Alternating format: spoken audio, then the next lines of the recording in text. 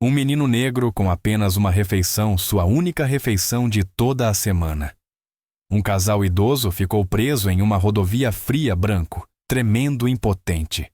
Nesta região do Vale do Sol, Brasil, pessoas como Miguel Alves eram invisíveis, ignoradas, esquecidas.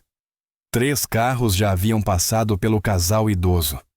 3 carros que diminuíram a velocidade e depois aceleraram ao ver o menino negro se aproximando. Muito pobre, muito pequeno, muito arriscado. Mas esse menino de 11 anos não calculou. Ele não hesitou. Ele caminhou em direção a eles. Ele não tinha nada. Apenas uma marmita com frango frito, seu jantar, seu café da manhã, do dia seguinte, sua única comida. E ele deu tudo a estranhos. O que Miguel não sabia, o que ele não podia imaginar, era quem realmente eram essas 2 pessoas idosas e o que fariam por ele no dia seguinte. Esta é essa história. Mas primeiro você precisa conhecer de onde Miguel veio. Vale do Sol, uma cidade que o mundo esqueceu. Miguel vivia em uma pequena casa perto da linha férrea. Pintura azul descascando das paredes. Degraus da varanda rangendo a cada passo. Um quintal com uma horta que já tivera dias melhores. Dentro, a casa estava limpa e impecável, na verdade, mas vazia. Móveis de décadas passadas, fotografias desbotadas nas paredes. Uma foto se destacava. Uma jovem mulher bonita e sorrindo segurando um bebê recém-nascido. Aquela era a mãe de Miguel, e aquele bebê era ele. Ela morreu 2 anos atrás. Câncer sem seguro, sem dinheiro para tratamento. Ela lutou o quanto pôde. Então se foi. Agora, Miguel vivia com sua avó, Dona Eulália Alves, 68 anos, enfermeira aposentada com artrite nos 2 joelhos, pressão alta, e sem dinheiro suficiente para comprar seus remédios todos os meses. Não havia fotos do pai de Miguel em lugar algum da casa. Nenhuma. Miguel perguntou sobre ele muitas vezes. A resposta era sempre a mesma.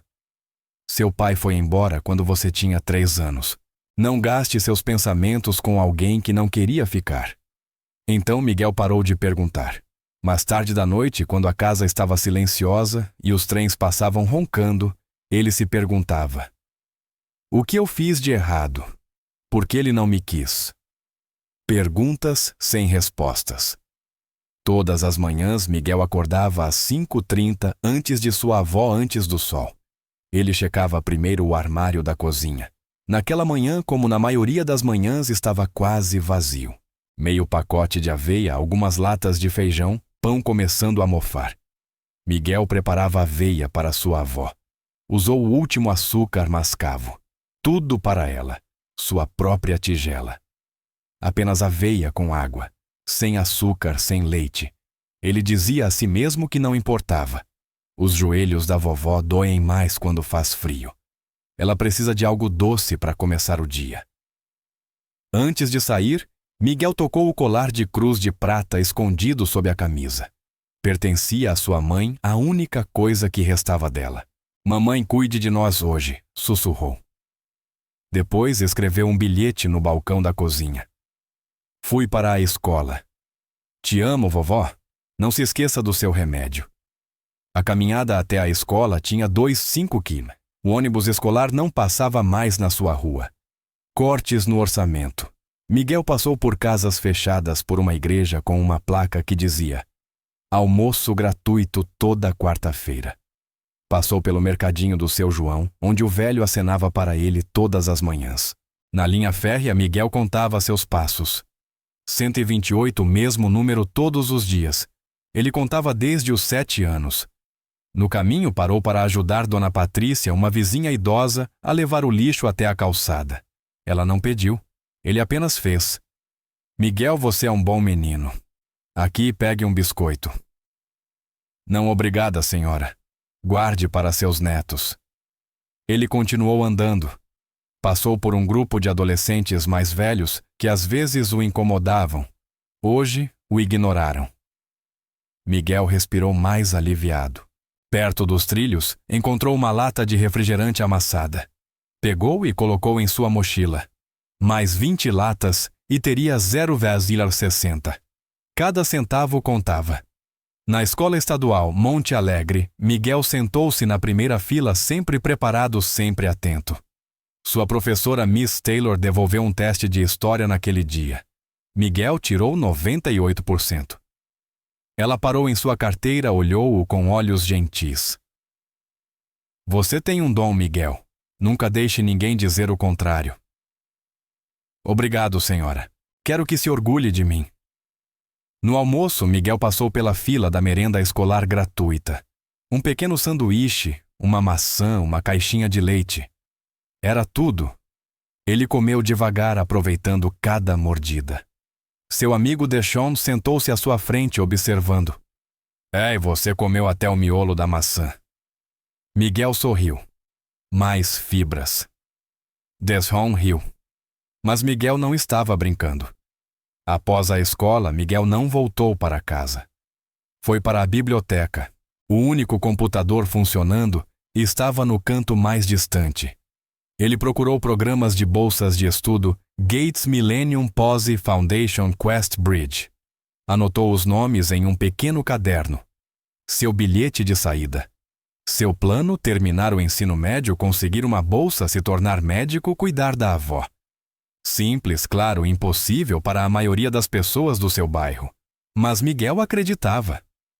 Às 16h30 daquela tarde, Miguel saiu da escola e se dirigiu à igreja de São José. Todas as sextas-feiras, eles distribuíam as sobras de comida da semana. Era assim que ele e sua avó se alimentavam nos finais de semana. Mas Miguel não sabia que hoje seria diferente. Ele não sabia que a 1 quilômetro de distância, um sedã prateado estava prestes a quebrar. Ele não sabia que um casal idoso ficaria preso no frio. Ele não sabia que tudo estava prestes a mudar. Rodovia BR-232. Logo após o posto de gasolina abandonado. O sol estava se pondo rapidamente, a temperatura caindo 11 hectolitros e descendo. Henrique Whitmore estava ao volante. 74 anos, cabelos brancos, rosto calmo, mas olhos preocupados. Sua esposa Marta estava ao lado dele. 71 anos, ex-enfermeira pediátrica. 40 anos cuidando de crianças. Agora era ela quem precisava de ajuda. Eles estavam em uma viagem à moda antiga, sem GPS, apenas mapas de papel e a estrada aberta. Então, o motor tossiu. O painel acendeu com luzes de advertência. Henrique puxou para o acostamento exatamente quando o carro morreu completamente. Tentou ligar novamente. Nada. Nenhum clique. Marta conferiu o celular. Sem sinal. Henrique conferiu o dele. Mesma coisa. Minhas mãos já estão frias. Marta tinha problemas de circulação. Com esse clima, seus dedos ficavam brancos, depois azuis, depois dormentes. Henrique saiu do carro e abriu o capô. Olhou para o motor como se estivesse escrito em uma língua estrangeira. Ele não sabia nada sobre carros. Um caminhão passou. Henrique acenou. Não parou. Outro carro. Mesma coisa. Um terceiro. O motorista desacelerou, olhou para eles, depois acelerou embora. Os ombros de Henrique caíram. É assim que o mundo é quando ninguém conhece o seu nome, pensou. No bolso sentiu um chaveiro. Tirou sem pensar. Um velho hábito, algo que fazia quando estava ansioso. O chaveiro tinha 2 letras gravadas. D.W. Daniel Whitmore, seu filho morto há 15 anos. Marta viu que ele o segurava. Seus olhos suavizaram com a antiga dor. Nenhum dos dois falou.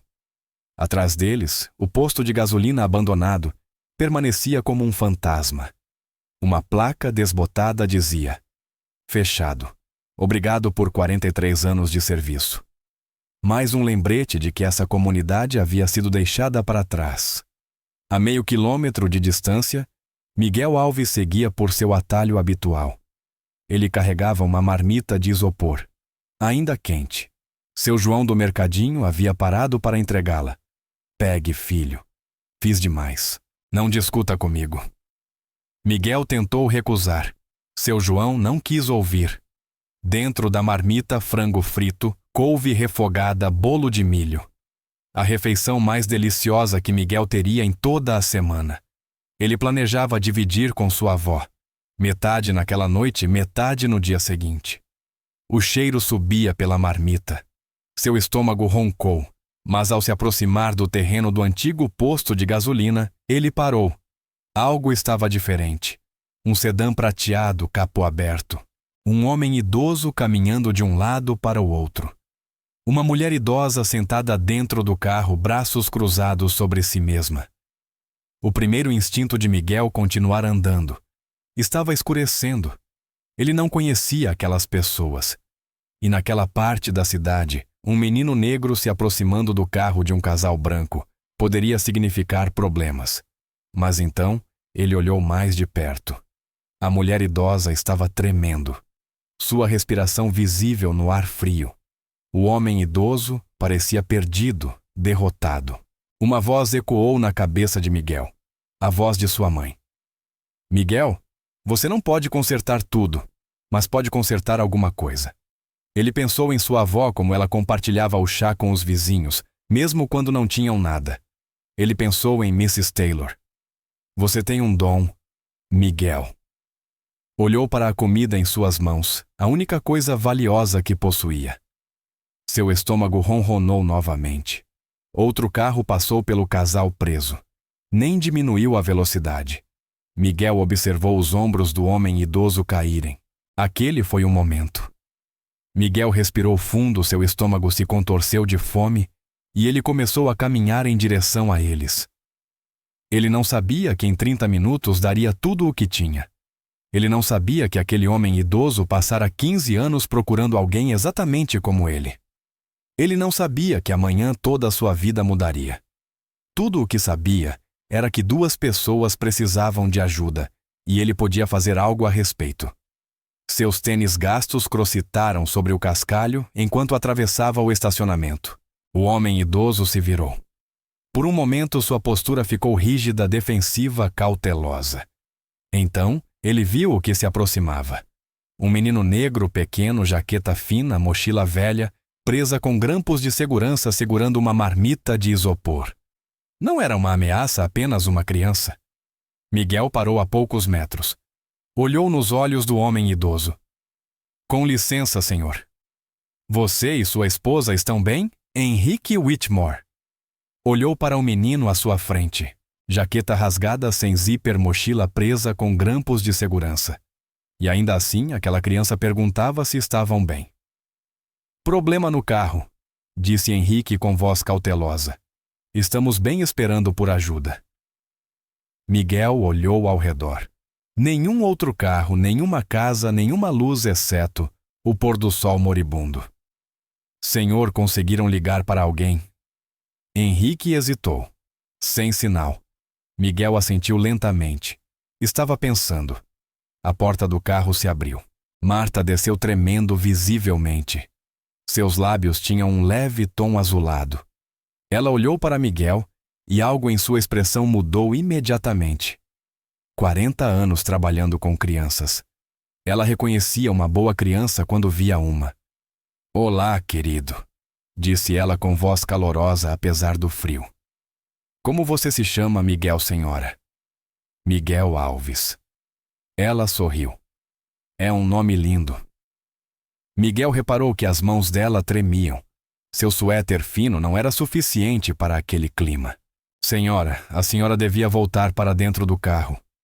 Eu vou dar um jeito. Marta e Henrique trocaram um olhar.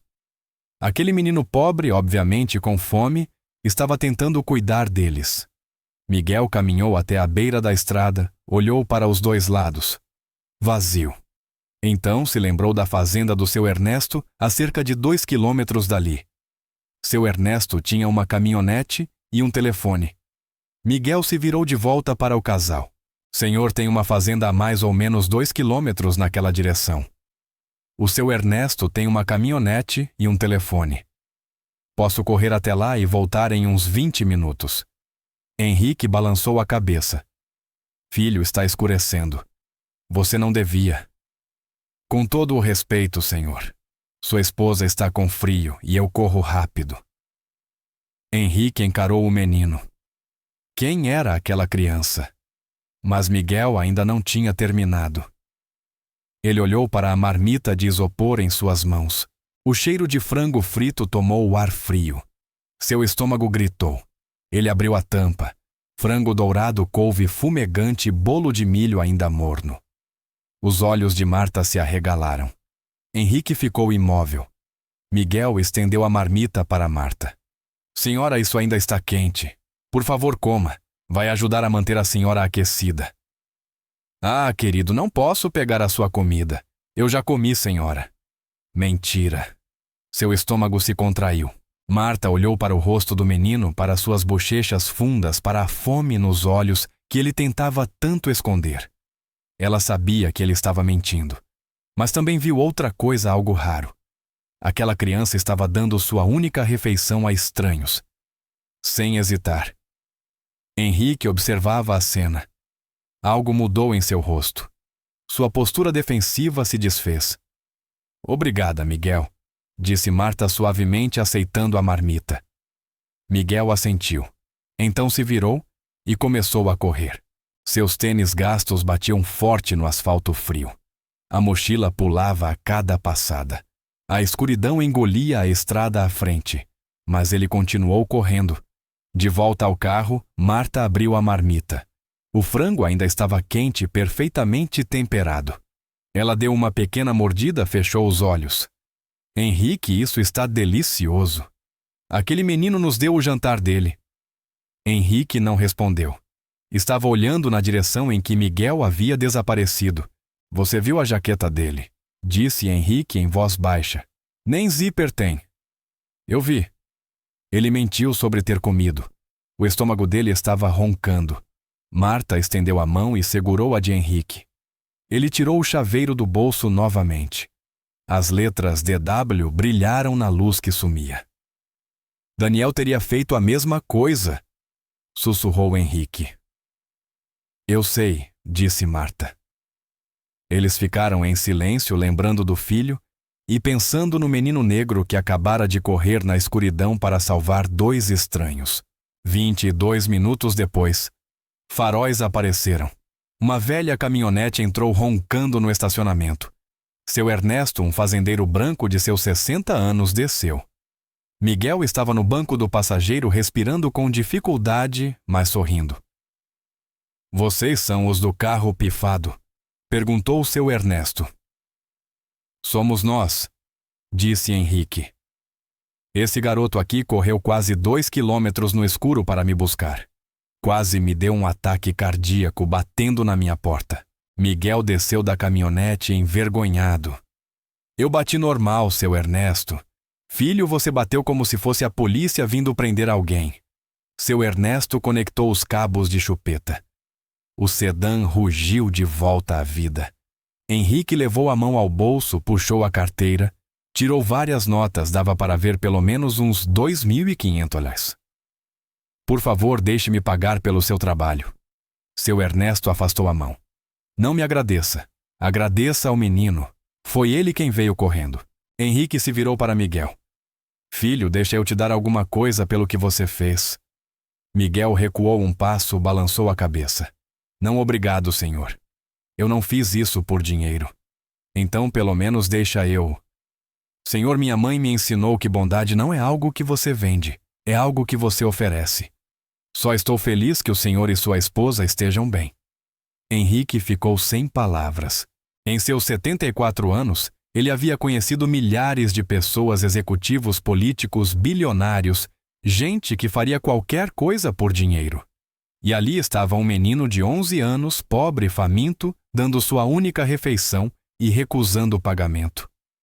Henrique olhou para Miguel, realmente olhou, e sentiu algo que não sentia havia 15 anos. Esperança. 15 anos, pensou. 15 anos procurando alguém como Daniel. E hoje à noite, nessa estrada fria e escura? Marta se aproximou de Miguel. Ela se ajoelhou até ficar na altura dos olhos dele. Miguel, você pode me dizer onde mora. Eu gostaria de agradecer à sua família do jeito certo. Miguel hesitou, depois assentiu. Deu a ele seu endereço. Marta sorriu e tocou de leve o rosto dele. Você é um jovem muito especial, Miguel Alves. Nunca se esqueça disso. Miguel não sabia o que dizer. Ninguém o chamava de especial havia muito tempo. Obrigado, senhora. Cheguem bem em casa. Ele observou o sedã prateado se afastar na escuridão. Então se virou e começou a caminhar para casa com fome, com frio, mas de alguma forma preenchido. O caminho de volta pareceu mais longo que o normal. A temperatura havia caído para abaixo de 6 centígrados. A jaqueta fina de Miguel não fazia nada contra o vento. Ele enfiou as mãos nos bolsos e continuou andando. Seu estômago roncou tão alto que ele riu. Cala a boca, disse para ele. Amanhã, mas mesmo enquanto caminhava, Miguel sentiu algo estranho. Paz.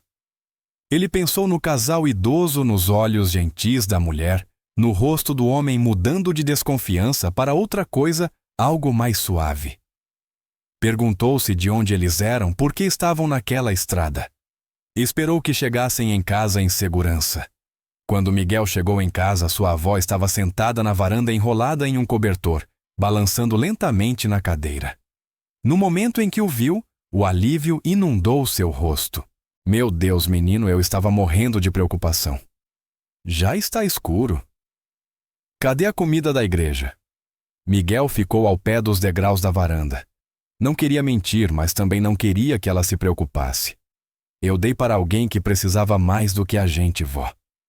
Dona Eulália estudou o rosto do neto, suas bochechas fundas, os olhos cansados, as mãos vazias. Sua expressão mudou. Orgulho misturado com tristeza. Vem aqui, meu filho. Ela o puxou para um abraço apertado, segurou-o por um longo momento. Sua mãe estaria tão orgulhosa de você, Miguel. Orgulhosa como o nascer do sol. Miguel sentiu os olhos arderem.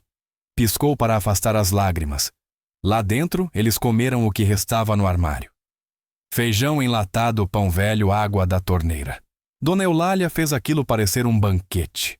Ela fez uma oração de agradecimento louvando a Deus por mais um dia e mais uma chance de fazer o bem.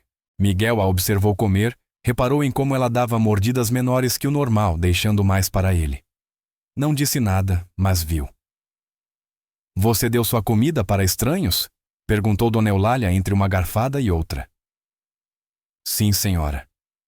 Um casal de velhos. O carro deles quebrou. A moça estava tremendo de frio. Dona Eulália assentiu devagar. Sua mãe te criou direito, Miguel. Mesmo do céu ainda está criando você direito. A garganta de Miguel se fechou. Ele olhou para o prato. Espero ter feito a coisa certa, vó. Dona Eulália esticou a mão por cima da pequena mesa e segurou a mão dele. Meu filho, você sempre faz. Naquela noite, Miguel se deitou em seu colchão no chão, encarando o teto com fome, mas calmo. Ele tocou o colar de cruz de prata sob a camisa. Mãe sussurrou. Espero que você tenha visto. Espero ter deixado você orgulhosa. Então fechou os olhos e adormeceu. Miguel não sabia que naquele exato momento, a uns 80 quilômetros de distância, Henrique Whitmore estava bem acordado, sentado em um quarto de hotel, laptop, aberto o telefone, encostado à orelha. Patrícia, preciso que você descubra algumas coisas para mim. Um menino chamado Miguel Alves, em Vale do Sol hoje à noite. Sua esposa Marta estava ao lado, ainda segurando a marmita de isopor vazia. Ela não a largara desde que chegaram. O que você descobriu? Perguntou Henrique após um longo silêncio. Ele escutou. Seu rosto ficou mais sério a cada palavra. Mãe falecida. Câncer. 2 anos atrás. Pai abandonou a família. Mora com avó idosa, problemas crônicos de saúde, sem plano de saúde, primeiro da turma merenda escolar gratuita. Henrique fechou os olhos. Patrícia quer um relatório completo até de manhã. Ele desligou, olhou para a esposa. Aquele menino é exatamente quem eu pensei que ele fosse, disse Henrique baixinho. Marta assentiu. Ele é como o Daniel. Henrique olhou pela janela para a noite escura do interior do Brasil. 15 anos, Marta. 15 anos procurando alguém como nosso filho. Alguém que dá sem esperar nada em troca. Ele fez uma pausa, e hoje à noite, numa estrada fria, um menino negro com fome nos deu a única refeição que tinha e recusou o nosso dinheiro. Marta aproximou-se e colocou a mão em seu ombro. O que você vai fazer? Os olhos de Henrique estavam úmidos, mas sua voz estava firme. Amanhã vamos mudar a vida daquele menino. Na manhã seguinte, Miguel percebeu algo estranho. Uma SUV preta estava estacionada no fim da rua, vidros escurecidos. Não estava lá ontem. Ele observou por um momento. Ninguém desceu. Deve estar perdida, pensou. No café da manhã, Dona Eulália mencionou algo esquisito. Alguém ligou hoje de manhã perguntando de você. Miguel levantou os olhos da tigela de aveia. Quem não disseram? Perguntaram onde você estudava, qual era a nossa situação. Eu não falei nada. Miguel pensou no casal da noite anterior. Será que tinha ligação? Empurrou o pensamento para longe. Provavelmente coincidência. Ele foi parar na escola, voltou para casa mais cedo. A SUV ainda estava lá. Às 16 horas daquela tarde, Miguel estava sentado à mesa da cozinha fazendo lição de casa. Dona Eulália cochilava na cadeira ao lado da janela. Então aconteceu. Toque, toque, toque. Miguel levou um susto. A batida era firme e educada, mas decidida. Dona Eulália acordou. Quem é meu filho? Não sei, vó. Miguel foi até a porta. Seu coração batia acelerado. Espiou pelo olho mágico. Uma mulher branca de meia-idade, terno profissional, postura ereta. Atrás dela, a SUV preta. Miguel respirou fundo e abriu a porta. A mulher olhou para ele com olhos calorosos. Miguel Alves. Sim, senhora. Meu nome é Patrícia Oliveira. Sou a diretora executiva da Second Chance Initiative. Miguel nunca tinha ouvido esse nome antes. Patrícia continuou.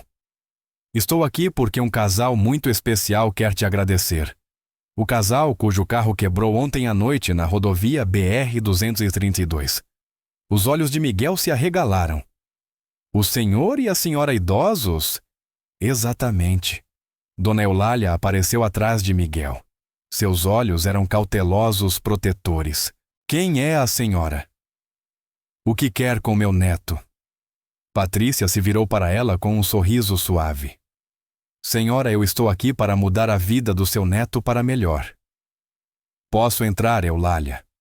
Olhou para Patrícia, depois para a SUV, e então de volta para aquela estranha bem vestida em sua varanda quebrada.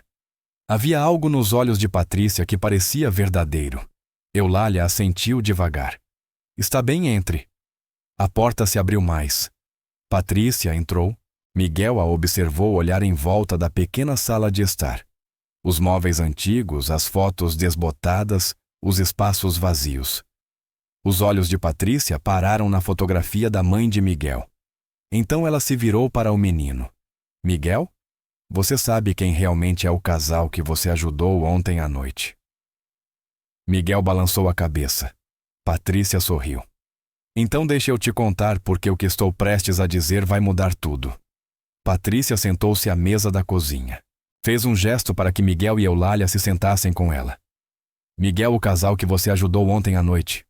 Eles se chamam Henrique e Marta Whitmore. Ela fez uma pausa. Deixou o nome ficar no ar. A mão de Dona Eulália foi ao peito. Meu Deus! Meu Deus! Miguel olhou para a avó confuso. Vó, a senhora conhece eles. Eulália não conseguiu falar. Seus olhos se enchiam de lágrimas. Patrícia continuou. Henrique Whitmore fundou a Whitmore Capital Partners em 1979. No auge, a empresa administrava mais de 30 bilhões de reais. O senhor Whitmore é um dos homens mais ricos do Brasil, talvez de todo o país. Miguel sentiu o quarto girar. 30 bilhões. Isso mesmo. Miguel pensou na noite anterior. O velho de calça caque. A senhora tremendo de frio dentro do carro. O frango frito. Ele é bilionário. E eu dei a minha comida para ele. Sim, disse Patrícia. E é exatamente por isso que estou aqui. Ela tirou uma pasta da bolsa. Documentos oficiais. Um logotipo no topo, Second Chance Initiative. Há 15 anos, o Sr. Whitmore perdeu o único filho, Daniel. Ele morreu aos 28 anos por causa de um problema cardíaco congênito. A voz de Patrícia suavizou. Daniel era um jovem extraordinário. Fazia trabalho voluntário em orfanatos, dava dinheiro a pessoas em situação de rua. Ele costumava ficar sem almoço, só para poder dar a comida dele a colegas que tinham menos. Miguel ouviu. Havia algo naquela história que lhe parecia familiar. Depois que Daniel morreu, o Sr. Whitmore criou a Second Chance Initiative. O propósito era simples: encontrar jovens que representassem o espírito de Daniel. Pessoas que dão sem esperar nada em troca. Patrícia olhou diretamente para Miguel. Em 15 anos, o Sr. Whitmore conheceu centenas de candidatos, mas nunca escolheu pessoalmente ninguém para a iniciativa. Ela fez uma pausa. Até ontem à noite. Até você. Miguel não conseguia respirar. Eu sim. Miguel. Você. Patrícia enfiou a mão na pasta e tirou um bilhete escrito à mão. O Sr. Whitmore me pediu para ler isto para você. Ela começou: Miguel. Ontem à noite você deu a sua única refeição a 2 estranhos. Você correu quase 2 quilômetros no escuro para buscar ajuda. Depois recusou o pagamento porque acreditava que bondade não é algo que se vende. A voz de Patrícia tremeu levemente. Meu filho Daniel era igualzinho. Por 15 anos venho procurando alguém como ele. Alguém que dá sem contar o custo. Ontem à noite, numa estrada fria, eu encontrei essa pessoa. Você, Miguel. Eu encontrei você. Dona Eulália chorava baixinho. Miguel sentiu as lágrimas escorrendo pelo próprio rosto. Mas disse Patrícia: antes de eu te contar o que o Sr. Whitmore quer fazer por você, ele tem uma pergunta. Miguel enxugou os olhos. Que pergunta? Patrícia sorriu. Se você tivesse R$1 milhão sem nenhuma condição, o que faria com esse dinheiro? O quarto ficou em silêncio. Dona Eulália olhou para Miguel. Pat, Rícia esperou. Miguel podia dizer qualquer coisa. Uma casa nova, um carro, viajar pelo mundo. Mas ele pensou na sua rua, na igreja, com o telhado vazando no mercadinho do seu João, que estava prestes a fechar, na biblioteca da escola sem livros. Pensou na avó e nos remédios dela. Pensou em Deshawn, em Dona Patrícia, em todas as pessoas que não tinham nada. Eu arrumaria essa comunidade, disse Miguel devagar. A igreja precisa de um telhado novo. O mercadinho do seu João precisa de equipamentos novos. A biblioteca da escola precisa de livros. Ele fez uma pausa. E eu faria questão de que minha avó tivesse os remédios dela todo mês, custe o que custar. Ele olhou para Patrícia. Eu ajudaria as pessoas que me ajudaram. O sorriso de Patrícia se alargou. Seus olhos brilharam. Isso, disse ela, é exatamente o que o Daniel teria dito. Ela se levantou. E isso, Miguel, é exatamente o que o Sr. Whitmore esperava que você respondesse. Nesse momento, a porta da frente se abriu. Henrique Whitmore entrou, o mesmo homem da noite anterior. Mas agora Miguel ouvia de um jeito diferente. Não era apenas um senhor de calça caque. Era um homem que poderia comprar a cidade inteira sem pensar 2 vezes. E ele tinha vindo até aquela casinha para ver Miguel. Henrique foi direto até o menino, sem aperto de mão, sem conversa fiada. Ele se ajoelhou. Um bilionário de 74 anos de joelhos diante de um menino negro de 11 anos. Miguel, disse Henrique com a voz trêmula. Ontem à noite você me deu a sua única refeição. Você correu no escuro para salvar 2 desconhecidos. Recusou o dinheiro porque acreditava que bondade não está à venda. Os olhos de Henrique estavam úmidos. Meu filho era como você e eu passei 15 anos procurando alguém como ele. Ele colocou a mão no ombro de Miguel. Obrigado, Miguel. Obrigado por me lembrar que o espírito do Daniel ainda está vivo em pessoas como você. Miguel não conseguiu segurar mais. Pela primeira vez em 2 anos, desde que sua mãe morreu, ele chorou. Não de tristeza, mas por ser visto, por ser valorizado, por ser amado. Dona Eulália envolveu os braços em volta dele. Henrique colocou a outra mão no ombro dela. 3 gerações, 3 desconhecidos em uma pequena sala de estar, unidos pela bondade. Patrícia enxugou os olhos e falou: Miguel, o Sr. Whitmore gostaria de te contar o que está preparado para oferecer a você, a sua avó e a toda esta comunidade. Miguel ergueu o olhar, ainda chorando, ainda tremendo. Mas pela primeira vez em muito tempo sentia esperança. Patrícia tirou mais documentos da pasta, timbres oficiais, assinaturas, o peso de promessas reais. Miguel, a Fundação Whitmore, gostaria de te oferecer o seguinte. Miguel prendeu a respiração. Primeiro, para você pessoalmente, leu Patrícia no documento. Uma bolsa integral para qualquer universidade que você escolher. Graduação e pós-graduação.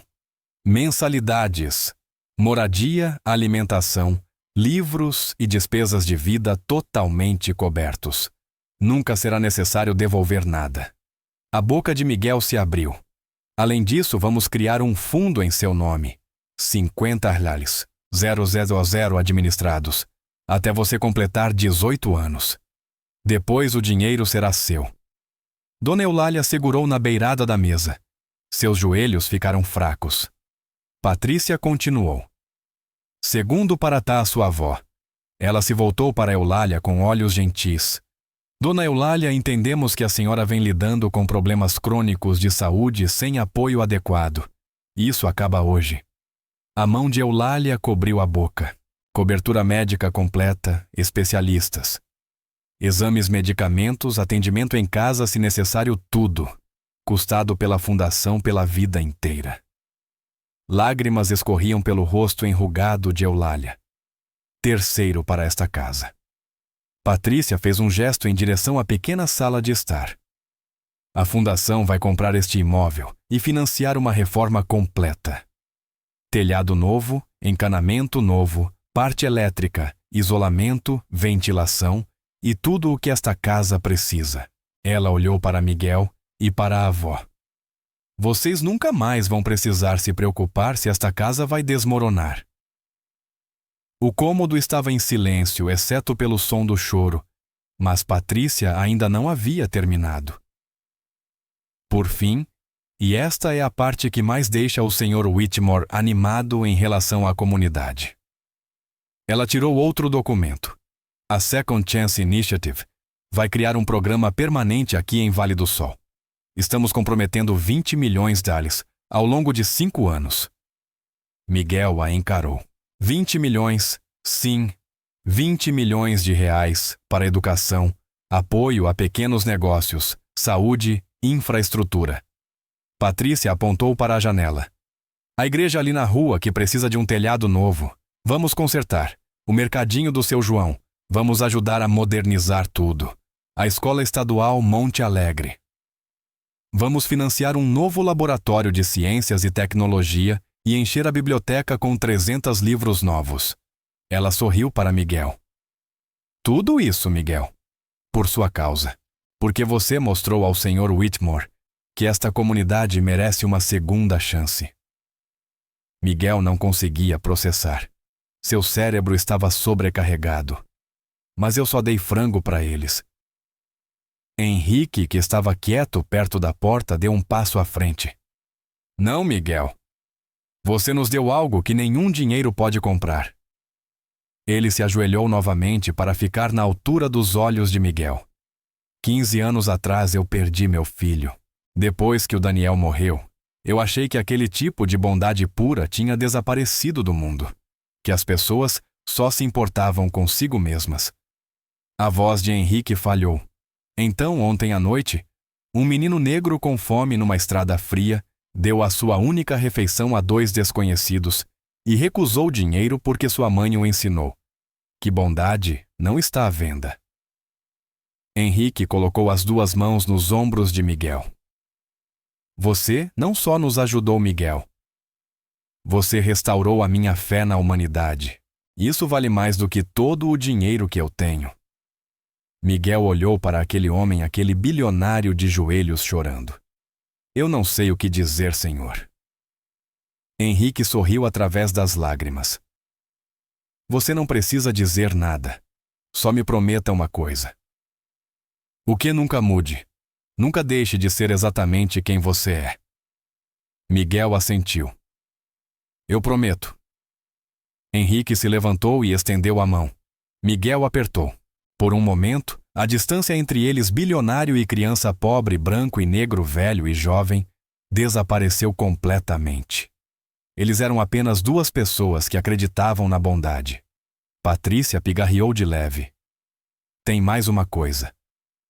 O Sr. Whitmore gostaria de fazer um anúncio público no mês que vem na prefeitura municipal. Ele quer que o mundo saiba sobre você, Miguel, sobre o que você fez e sobre o que esta fundação vai fazer por Vale do Sol. Miguel se remexeu incomodado. Eu não preciso que as pessoas saibam. Henrique assentiu, aprovando. Eu sei que você não precisa, e é exatamente por isso que você deve deixar que saibam. Ele passou o braço em volta de Miguel. O mundo precisa ver que a bondade ainda existe, que um menino sem nada pode ensinar um homem que tem tudo. A sua história vai inspirar outras pessoas, Miguel, mais do que você imagina. Miguel olhou para a avó. Ela ainda chorava, mas agora também sorria. O que a senhora acha, vó Eulália? Enxugou os olhos, respirou fundo. Eu acho que sua mãe está olhando lá de cima agora, e está sorrindo maior do que jamais sorriu. Miguel sentiu a cruz de prata sob a camisa. Tá bom, disse ele baixinho. Eu vou fazer. Henrique sorriu. Patrícia fez uma anotação na pasta. Então está combinado, disse Henrique. Daqui a um mês anunciamos tudo. E Miguel, a partir de hoje sua vida nunca mais será a mesma. Miguel assentiu. Ainda não conseguia acreditar. Uma refeição, uma noite fria, uma escolha, e tudo tinha mudado. 3 dias depois, tudo parecia perfeito. Miguel e sua avó estavam trabalhando com Patrícia na papelada. A fundação já tinha enviado engenheiros para avaliar a casa. Uma consulta médica para Dona Eulália já estava marcada. Parecia um sonho, mas nem todo mundo estava feliz. Naquela tarde, Miguel estava na escola. Dona Eulália estava sozinha em casa. Uma Mercedes preta parou em frente à casa diferente da SUV. Um homem desceu. Cerca de 30 e poucos anos, terno caro, cabelo engomado, olhos frios. Ele subiu os degraus rangentes da varanda e bateu. Eulália abriu a porta. Dona Eulália, eu sou Victor Whitmore, sobrinho do Henrique Whitmore. Eulália sentiu um arrepio que não tinha nada a ver com o clima. O quê? Em que posso ajudar? Victor não esperou convite. Entrou, olhou em volta da pequena sala de estar com visível desdém. Vou ser direto, Dona Eulália. Meu tio é um homem bom até demais, mas tem 74 anos. Às vezes ele toma decisões que não são muito sensatas. Eulália endireitou a coluna. Eu não estou entendendo. Victor se virou para encará-la. Seu sorriso não chegava aos olhos. A família Whitmore tem advogados. Muitos advogados. E se houver qualquer indício de que alguém está se aproveitando da generosidade de um idoso, nós vamos agir. O sangue de Eulália gelou. Nós não estamos nos aproveitando de ninguém. Talvez não. Mas as aparências importam, não é? Victor enfiou a mão no paletó e puxou um envelope. Colocou-o sobre a mesa. 50 mil reais em dinheiro vivo. Assine este papel concordando em recusar qualquer contato futuro com o meu tio e o dinheiro é seu. Sem complicações, sem advogados. Eulália olhou para o envelope e depois para Victor. Suas mãos tremiam, mas não de medo, de raiva. Saia da minha casa. O sorriso de Victor sumiu. A senhora tem 48 horas para pensar. Depois disso, as coisas vão ficar bem mais complicadas. Ele ajeitou a gravata e saiu. A Mercedes se afastou. Quando Miguel chegou em casa, encontrou a avó sentada na cadeira, tremendo o envelope de dinheiro ainda sobre a mesa. Vó, o que aconteceu? Ela contou tudo. Miguel olhou para o dinheiro. 50.000 reais mais do que a família dele jamais viu. Mas ele não tocou no envelope. Vó, ele está tentando assustar a gente. Eu sei, meu filho, mas estou com medo. Eu não quero confusão. O seu Henrique não é assim. Eu vi o jeito que ele olhou para mim. Ele não está sendo enganado. Ele sabe o que está fazendo. Os olhos de Eulália se encheram de lágrimas. Mas e se eles processarem a gente? A gente não tem dinheiro para advogado. Miguel ficou quieto por um momento, depois se levantou. Vou ligar para a Patrícia. Ele achou o cartão de visita que Patrícia tinha deixado e discou o número. Alô? Patrícia, aqui é o Miguel Alves. Aconteceu uma coisa. Veio alguém aqui em casa. Ele explicou tudo. Vitor as ameaças o dinheiro. Patrícia ouviu. Sua voz ficou mais dura a cada detalhe. Miguel, o Vitor não tem autoridade nenhuma. O seu Henrique está completamente lúcido e tem controle total sobre o próprio dinheiro. O Vitor já fez isso antes. Tentou intimidar pessoas que o senhor Henrique queria ajudar. O que a gente pode fazer? Não se preocupe. O seu Henrique já sabe e está a caminho. Miguel desligou, olhou para a avó. Ela disse que o seu Henrique sabe que ele veio. Eulália assentiu devagar, mas a preocupação ainda nublava seus olhos. Espero que ela esteja certa, meu filho. Espero mesmo.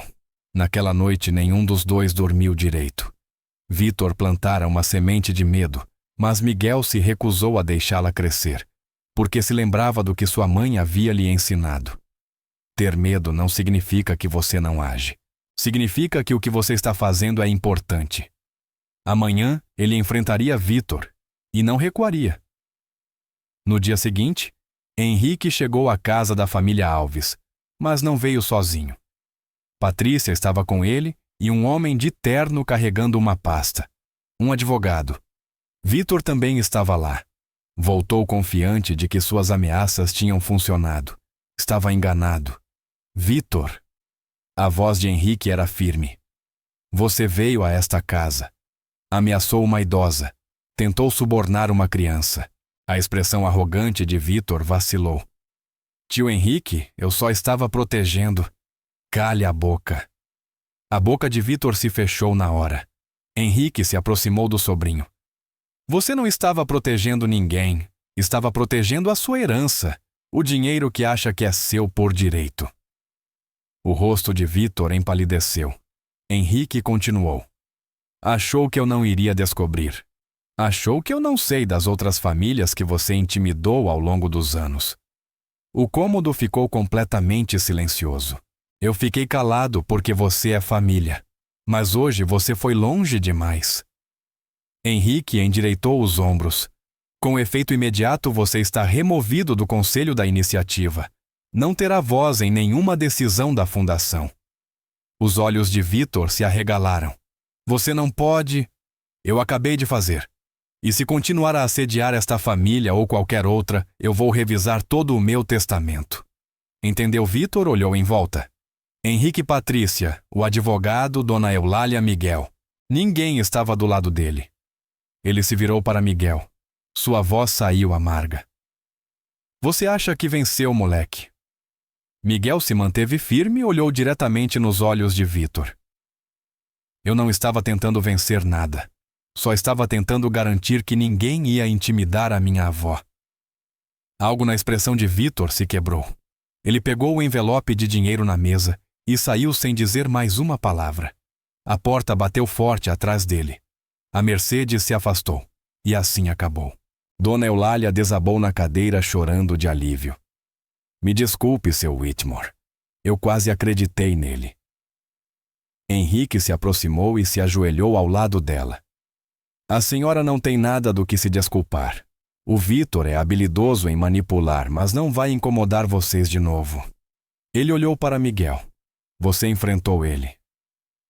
Não teve medo. Miguel deu de ombros. Eu estava com medo.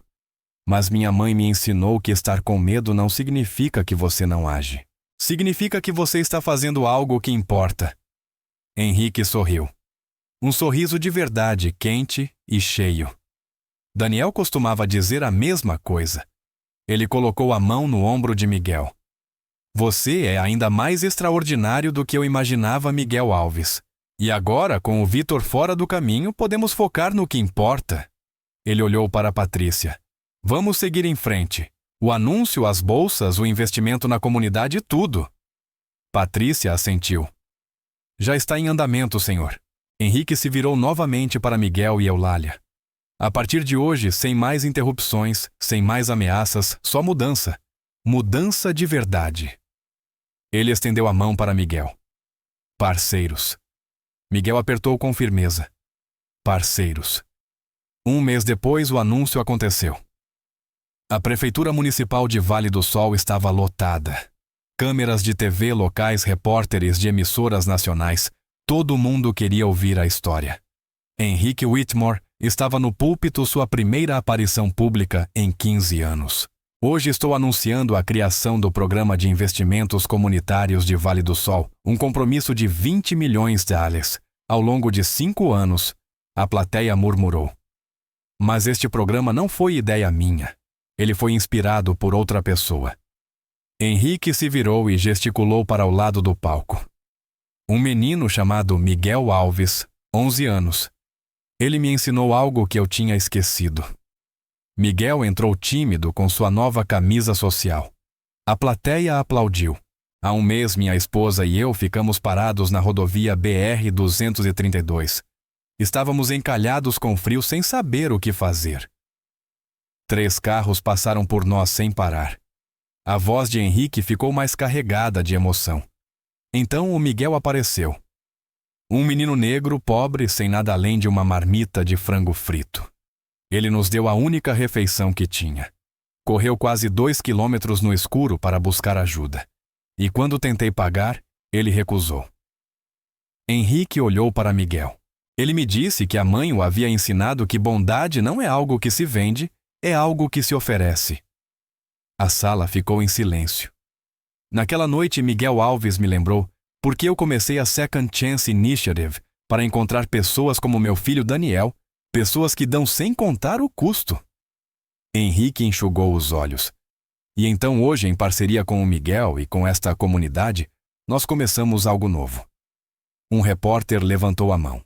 Miguel, como você se sente? Miguel se inclinou em direção ao microfone.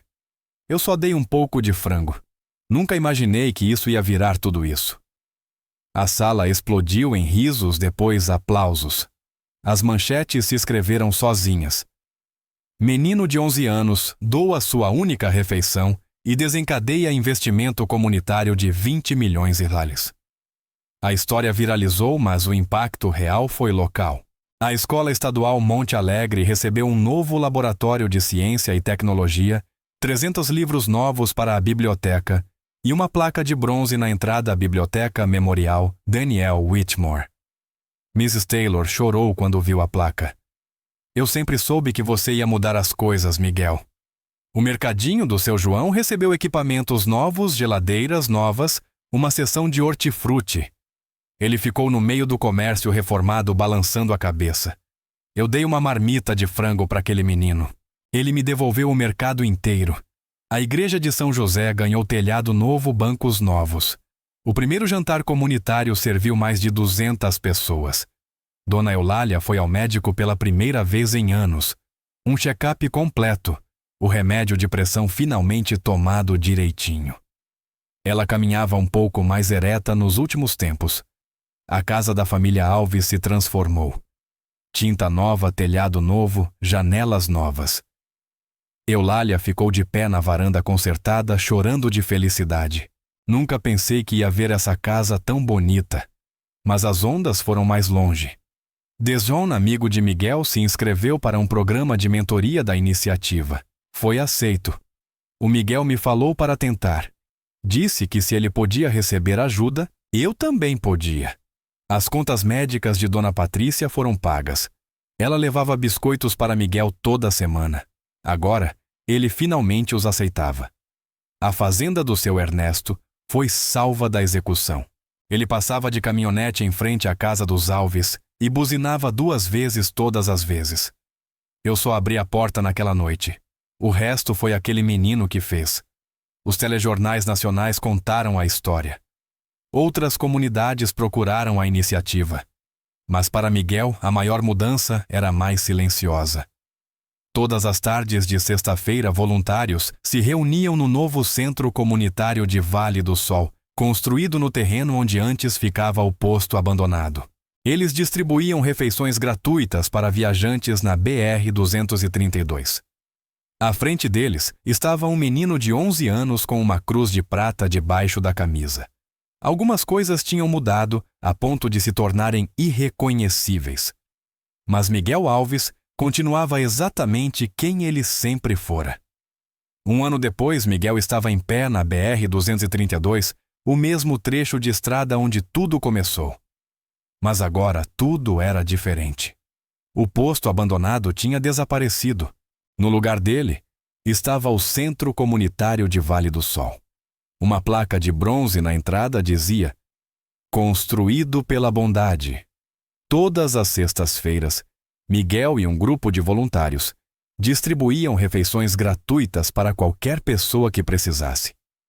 Naquela tarde, eles atenderam 28 pessoas, um caminhoneiro que não comia desde a manhã, uma mãe solo viajando com 3 filhos, um senhor idoso que lembrava Miguel do Henrique. Cada um recebia comida, água e orientações para chegar aonde precisasse. Cada um ouvia as mesmas palavras. Não precisa pagar nada. Bondade não é algo que se vende? Quando o sol começou a se pôr, Miguel ajudou a guardar os últimos mantimentos. Dejon lhe deu uma cutucada. Ei, você já parou para pensar em quão louco é isso? 1 ano atrás você andava por essa estrada com o estômago vazio. Miguel sorriu. Tento não pensar muito nisso. Cara, você mudou a cidade inteira. Miguel balançou a cabeça. Eu só dei um pouco de frango. Todo o resto foi eles. Naquela noite, Miguel se sentou na varanda com a avó. A casa estava linda agora. Tinta azul fresca, degraus firmes, um jardim finalmente florescendo. Dona Eulália balançava na cadeira ao lado dele. As estrelas começavam a aparecer no céu. Sabe o que sua mãe diria se pudesse te ver? Perguntou Eulália. O que vó ela diria? Esse é o meu menino. Esse é o meu Miguel. Miguel olhou para o céu. Sua mão foi até a cruz de prata debaixo da camisa. Espero que ela consiga ver, vó. Eulália sorriu. Seus olhos brilhavam. Ah, meu filho, ela vê. Ela sempre vê. Eles ficaram sentados em um silêncio confortável. A vizinhança estava quieta, em paz. Um carro passou. O motorista buzinou e acenou. Miguel acenou de volta. Ele não conhecia o motorista. Provavelmente alguém que tinha ouvido a história. Alguém que queria dizer obrigado. Isso acontecia muito hoje em dia. Miguel puxou a cruz de prata debaixo da camisa, olhou para ela por um longo momento e depois a guardou de novo. Tem coisas que a gente guarda perto do coração. Coisas que não precisa mostrar para o mundo. Só precisa saber que estão ali. A luz da varanda piscou e acendeu. Dona Eulália começou a cantarolar um hino antigo e Miguel Alves, o menino negro que havia dado a sua única refeição, sentou-se no brilho dourado de tudo o que a bondade tinha construído. É aqui que a história termina, mas para Miguel era só o começo. Esta história começou com uma pergunta. O que você faria se tivesse quase nada e um estranho precisasse de ajuda? Miguel Alves respondeu a essa pergunta numa noite fria no interior do Brasil. Ele deu a única refeição que tinha.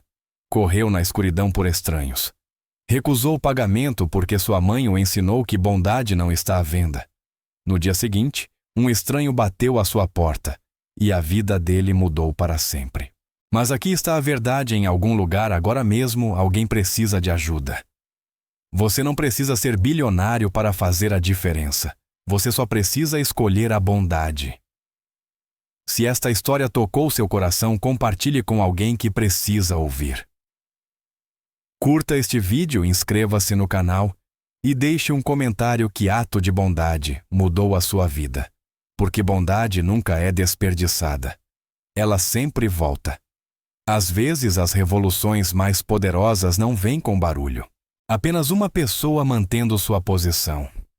Se esta história mexeu com você, inscreva-se porque toda semana trazemos histórias reais que sacodem o sistema.